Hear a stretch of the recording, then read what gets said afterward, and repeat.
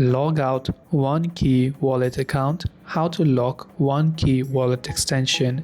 In order to log out of OneKey Wallet app or account, all you have to do is first of all launch the OneKey Wallet app, and as you can currently see, I'm logged into my account or my wallet.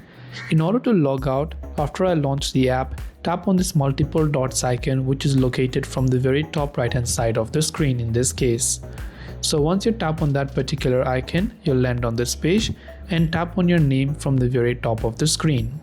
And when you do that, you will land on this particular page, and if you look at the very bottom, you can see the option called Logout. So all you have to do is tap on this Logout button and it will ask you for a confirmation. Are you sure you want to log out? So you can tap the Logout button if you want to do so.